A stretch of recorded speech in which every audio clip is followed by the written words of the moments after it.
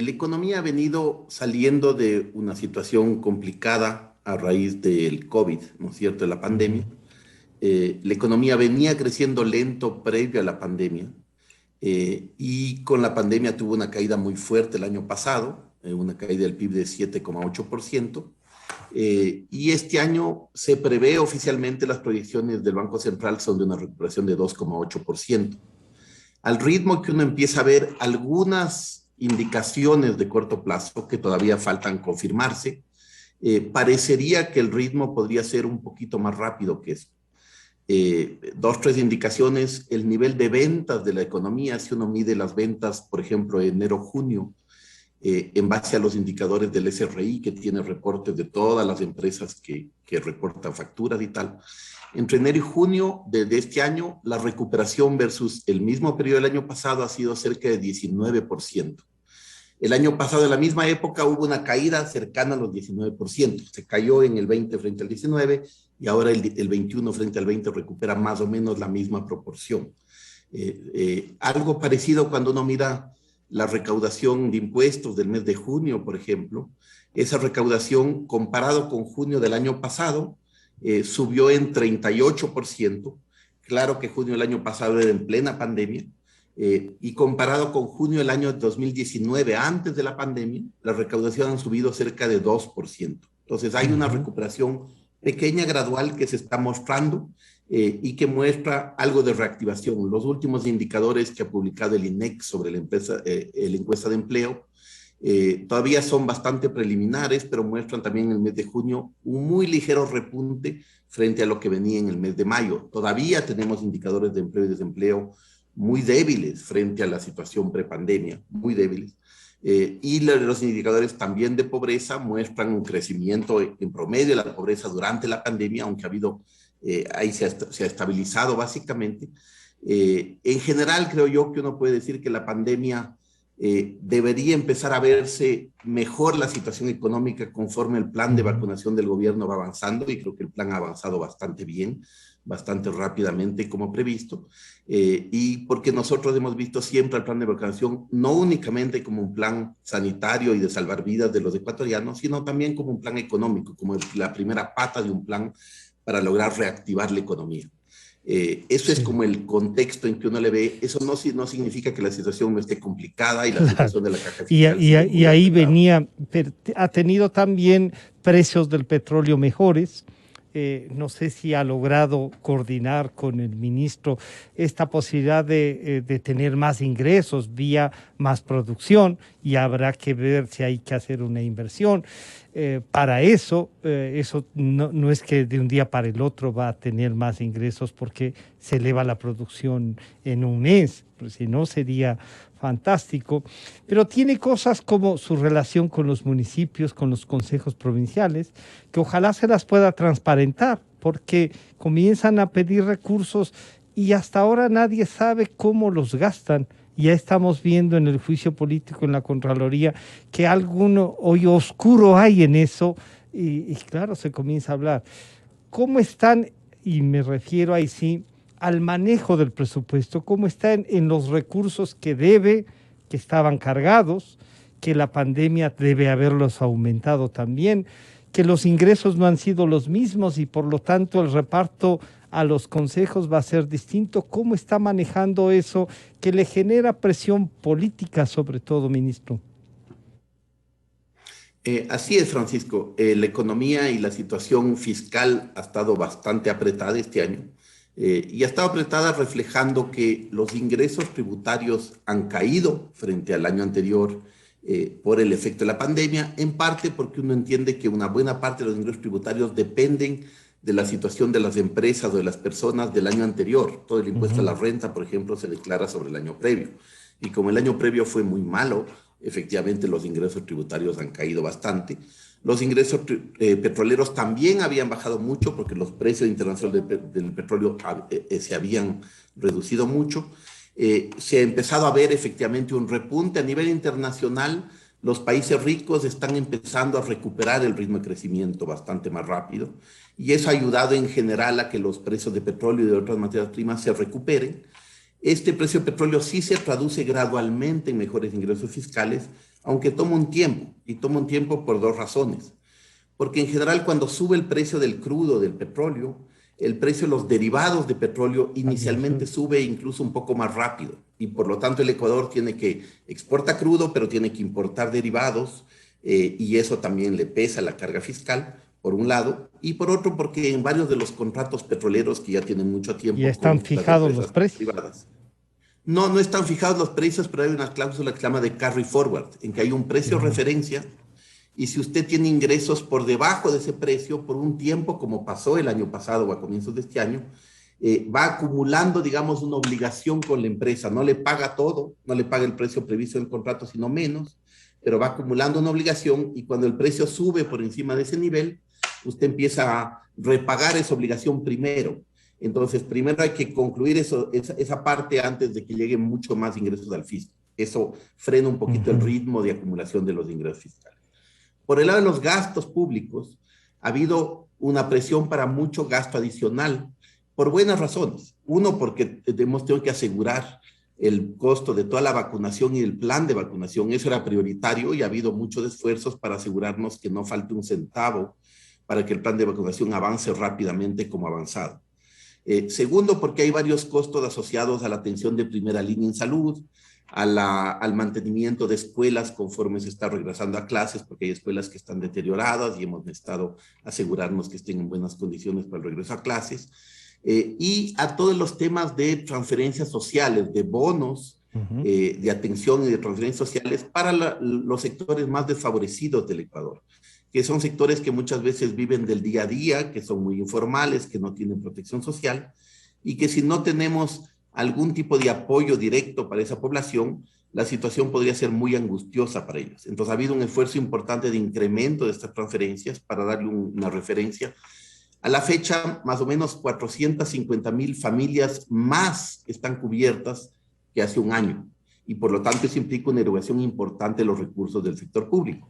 Pero son gastos sociales esenciales que permiten ayudar a la estabilidad del país y a la permanencia. Entonces, claro, este contexto difícil hace que en ciertos otros temas ha habido atrasos. Hemos recibido el gobierno con atrasos cercanos a los 2.700 millones de dólares con distintos sectores, y parte del trabajo ha sido ir viendo cómo, con un manejo muy cuidadoso del gasto público, con un manejo austero permanente, con todos los ministerios trabajando en el día a día para asegurarnos que se gaste lo esencial, se ha ido liberando algo de espacio para ir repagando algunos de los temas. Usted me preguntaba sobre los gobiernos locales, sobre los GATS, con quien efectivamente ha habido atrasos de pago por varias situaciones.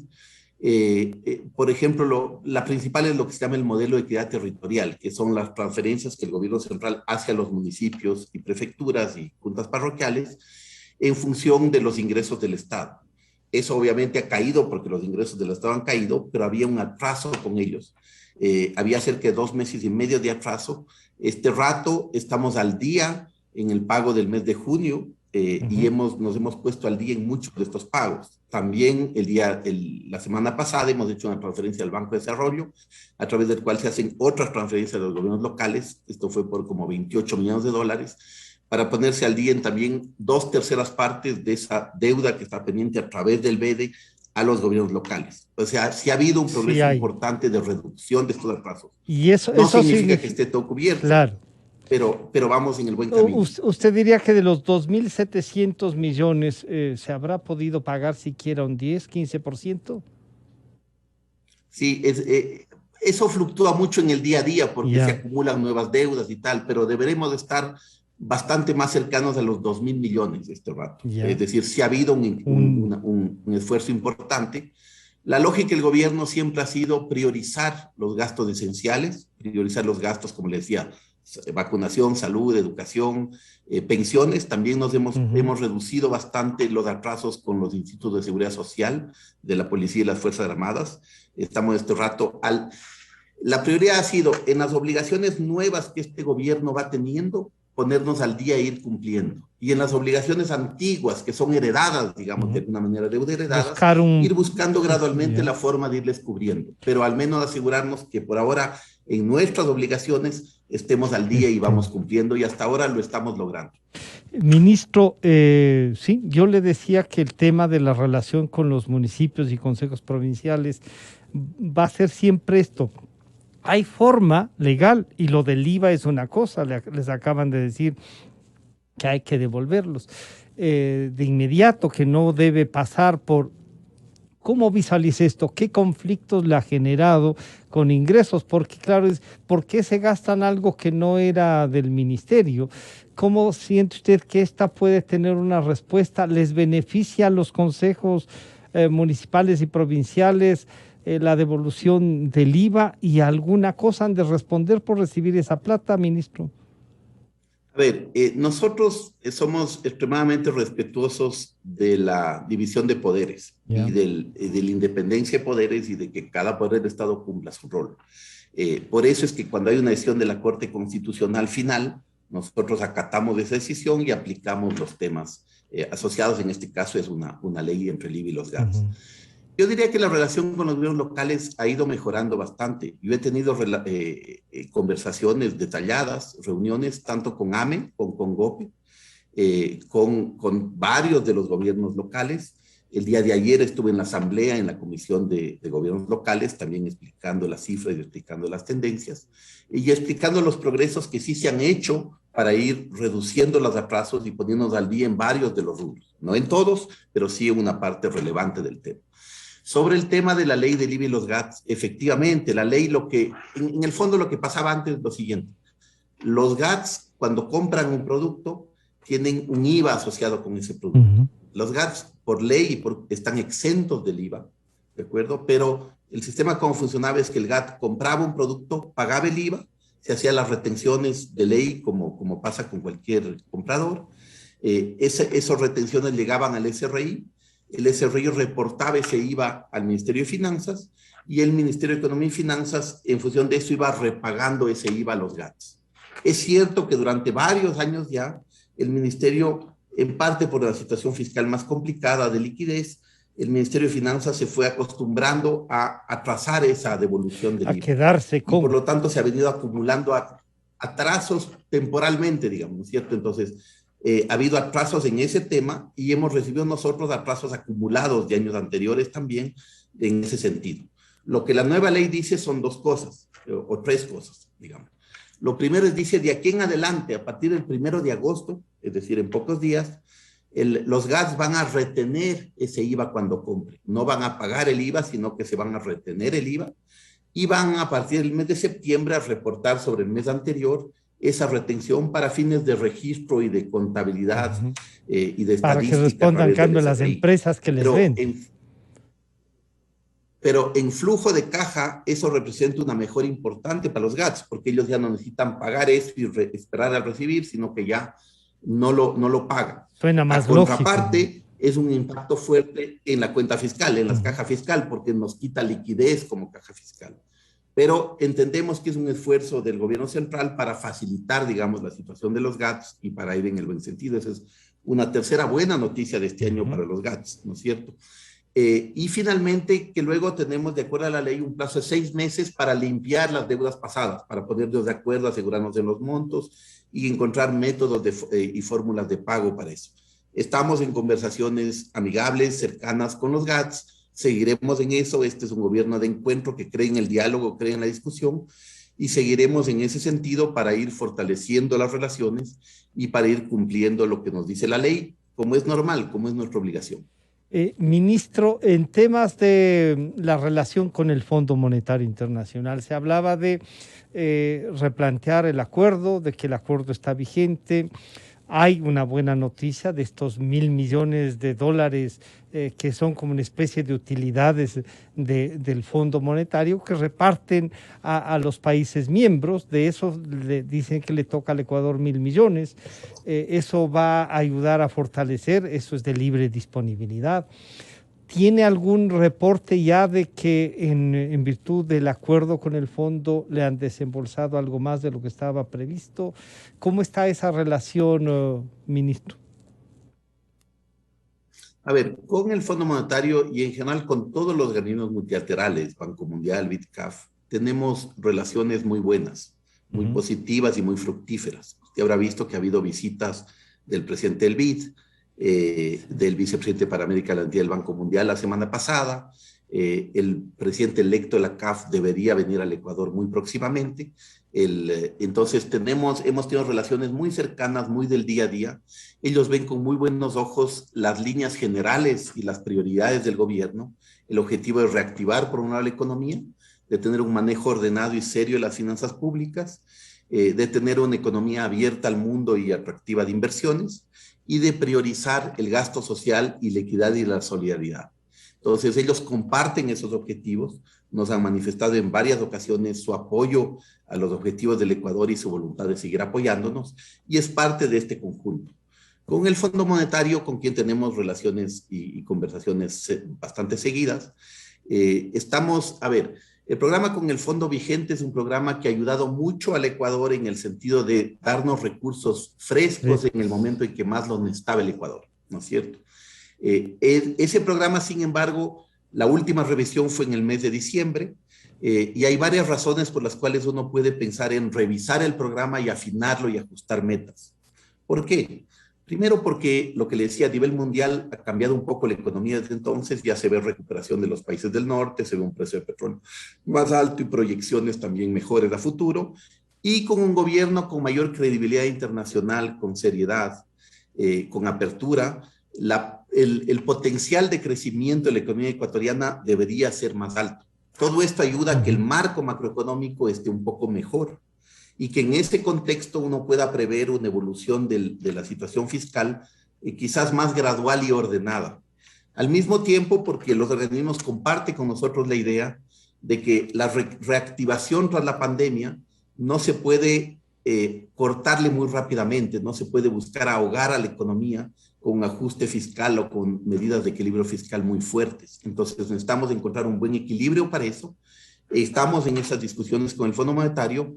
Pensamos cerrar las discusiones hasta fines del mes de agosto e ir al directorio formal del Fondo Monetario durante el mes de septiembre.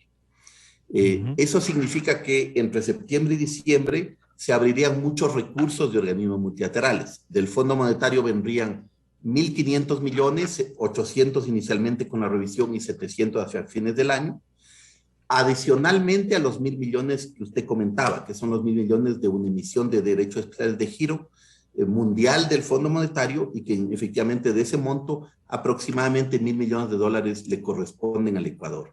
Entonces eso también va a ayudar, y aparte de eso vendrán recursos en buena parte libre disponibilidad de los otros organismos multilaterales entre septiembre y diciembre. Hemos estado conversando y se está avanzando bastante. ¿Usted diría que con eso cierra los requerimientos, cierra los requerimientos de este año, ministro, y estas relaciones que sí hay que valorarlas, son también porque usted conoce esos organismos multilaterales? Es verdad que el país tiene, digamos, mayor credibilidad, pero este conocimiento, usted encuentra que el fondo y los organismos multilaterales también ven los problemas ya de otra manera, no tan ortodoxamente como antes, sí encuentra más apertura y que entienden los problemas que tenemos. Sí, creo que hay ambas cosas. Creo que hay, por un lado, un gobierno con mayor credibilidad afuera, y eso se nota, por ejemplo, en la caída tan importante que ha habido el riesgo país en poco tiempo. Pero también es cierto que los organismos, sobre todo en el contexto de la pandemia, entienden claramente que el ritmo de evolución de la economía tiene que ser muy cuidadoso, muy equilibrado, que no se puede hacer temas muy fuertes sobre la economía porque no queremos afectar el ritmo de reactivación y de recuperación económica. El país necesita un crecimiento económico sostenido porque es la única forma de generar empleo de calidad para los ecuatorianos, y el empleo es fundamental en un momento en que 2/3 de nuestros compatriotas no tienen un empleo adecuado, tienen un empleo muchas veces informal, con muy poca o ninguna protección social, y necesitan apoyo en ese sentido. Al mismo tiempo, los organismos entienden que cualquier tema de ir mejorando la situación del equilibrio fiscal tiene que venir de 3 fuentes de origen. Por un lado, la reactivación económica, porque eso mejora los ingresos fiscales y reduce cierta necesidad de gastos. Por otro lado, un manejo muy austero del gasto público, ir mirando todos los días el detalle de lo que se puede ahorrar, de lo que se puede hacer más eficientemente en el Estado sin dejar de cumplir las obligaciones principales del gobierno. Y finalmente, en el lado de recuperación de ingresos tributarios, que eso venga de la mano de varias perspectivas, ¿no es cierto? Por un lado, un combate importante a la evasión y a la elusión fiscal para asegurarnos que todos los ecuatorianos paguemos los impuestos que debemos pagar. No más, no menos. No vamos a buscar a nadie ni perseguir a nadie, pero sí necesitamos asegurarnos, por solidaridad, por equidad entre todos, que todos paguemos los impuestos que debemos pagar. Y se han hecho ya en ese camino varios pasos. El SRI ha firmado acuerdos de intercambio tributario con los Estados Unidos y está en ese proceso con la CAM, que es un organismo mundial que incluye a 137 jurisdicciones a nivel mundial. El tener información y intercambio de información es muy útil para asegurarnos que todo el mundo declare lo que tenga que declarar y para asegurarnos que hay un seguimiento correcto. Y el SRI también ha creado una unidad de grandes contribuyentes que estamos apoyando y que recibe asistencia técnica internacional para aplicar las mejores prácticas internacionales de control tributario, para asegurarnos efectivamente, sobre todo los grandes contribuyentes, que cumplen con sus obligaciones tributarias como es debido. Entonces, ahí hay un tema bien grande, importante de ir mejorando, y junto con ese esfuerzo, si hace falta algo más de esfuerzos para ir cerrando el tema fiscal a mediano plazo. Lo que está claro es que no toparemos el bolsillo de los de abajo y que si algún esfuerzo en este contexto de pandemia debe pedirse, es a los niveles más altos de la pirámide de ingresos. Porque la pandemia ha afectado mucho más fuerte a los de abajo que a los de arriba. Claro. Y 2.500 millones de dólares, más o menos, de lo que usted nos dice, tendría previsto hasta finales de año. ¿Cuánto más le falta ahí, ministro? No, 2.500 millones del Fondo Monetario. Solo del fondo. 1.500, así es. Y de ahí del conjunto de organismos debería llegar alrededor de 4.500 millones de dólares. Y a eso sumamos algunos esfuerzos que estamos haciendo, buenas relaciones con el sector financiero que nos han permitido tener también financiamiento de corto plazo en buenas condiciones. Un crédito, por ejemplo, que estamos pidiendo al Fondo Latinoamericano de Reservas por cerca de 300 millones. Algunos de los proyectos ligados a los temas internacionales, a organismos y otros, algo de financiamiento bilateral, temas de emisión de deuda doméstica y de arreglos de pago con bonos en varios de los casos. Creemos que podemos cerrar adecuadamente el año y sobre todo tenemos que planear más allá de solo este próximo, año. claro, empezar a planear los años que siguen y asegurarnos que las cosas vengan ordenadamente.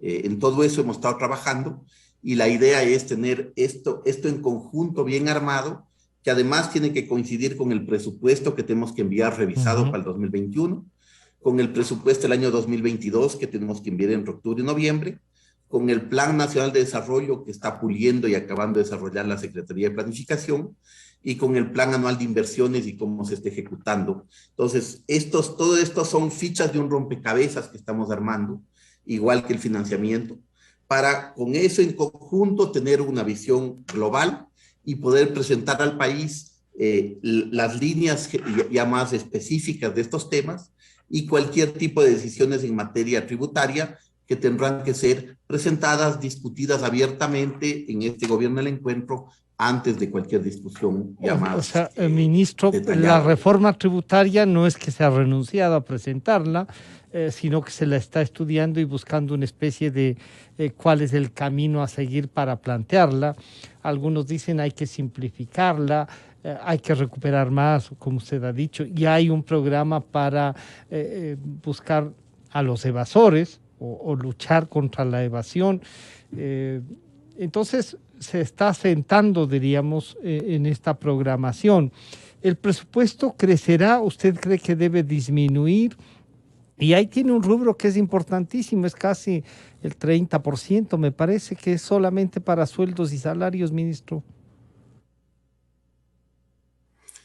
Sí, a ver, el presupuesto del Estado tendremos que hacer una revisión, tendremos que discutirlo en este marco global y tendremos que tener un presupuesto austero, ¿no es cierto? El presidente de la República nos ha pedido, nos ha dado lineamientos claros de cómo ir fortaleciendo la austeridad en el Estado, asegurándonos que el uso de los recursos públicos sea lo más eficiente posible, que haya un combate permanente a la corrupción y que miremos con todas las entidades del Estado las mejores formas de ir encontrando espacio para una reducción gradual del tamaño del sector público. Tiene que ser gradual porque tiene que coincidir con la recuperación económica. No se trata de hacer locuras, sino se trata de ir ordenando la casa poco a poco, asegurándonos que no haya despilfarro, no haya desperdicio, que se reduzca el uso de autos, que se devuelvan oficinas, que hay muchos temas de gasto corriente y del día a día en que se puede ir trabajando y que se puede ir corrigiendo.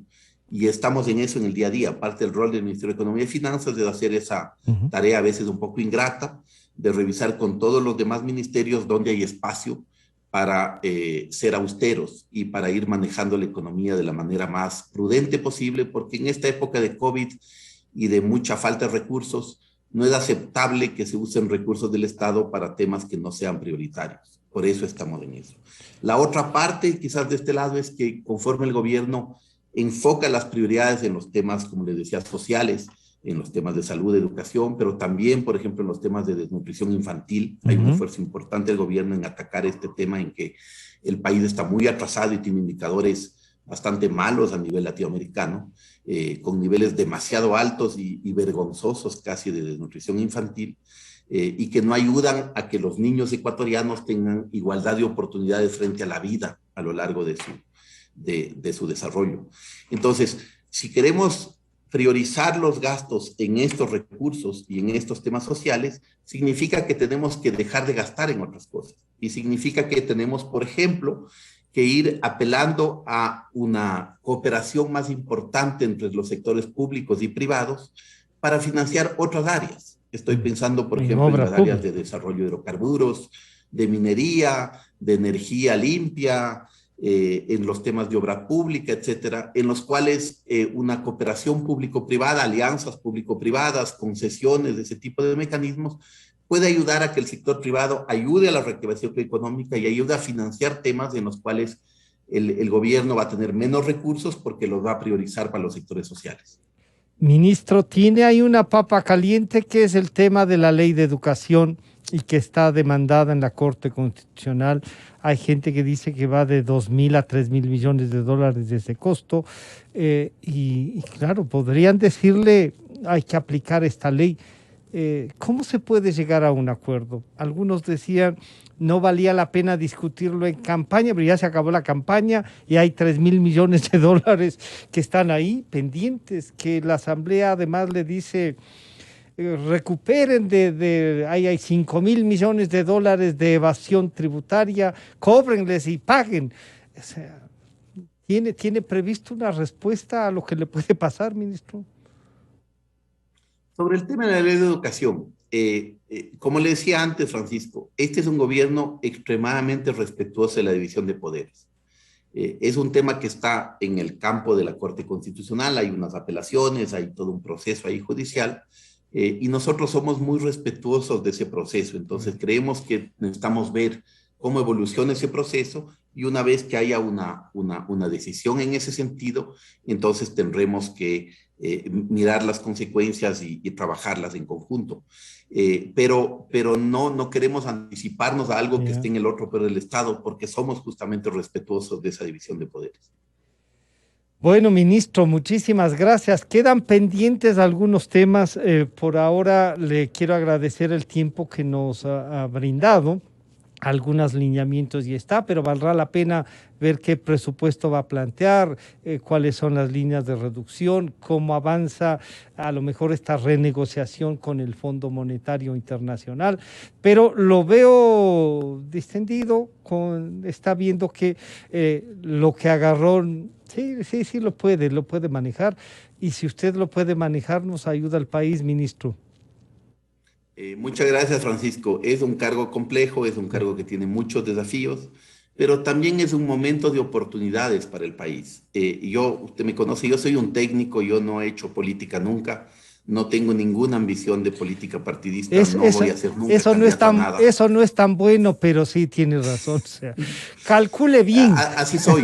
Sí. Y parte de mi rol ha sido, yo he querido entrar frente a la generosa invitación del presidente de la República, apoyar al país en momentos difíciles. Yo creo que uno tiene que apoyar cuando la situación es compleja. Creo que es donde es más importante apoyar, con una visión técnica, una visión honesta, una visión transparente, una visión seria y sin ningún interés particular. Yo no dependo de ningún grupo de interés de este país.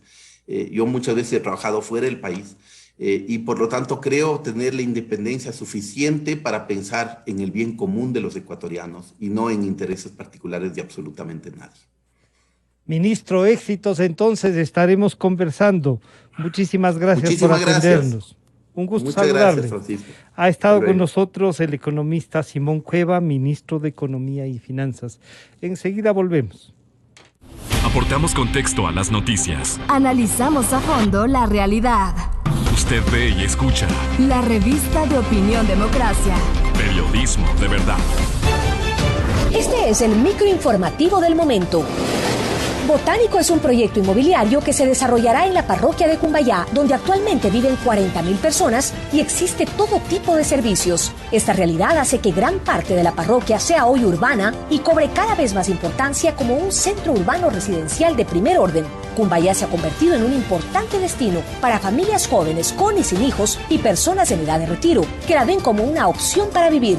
Botánico es un proyecto que responde a este interés. Su desarrollo está enmarcado bajo la figura de proyecto urbano arquitectónico, que contempla el crecimiento de la ciudad de manera ordenada, en donde el municipio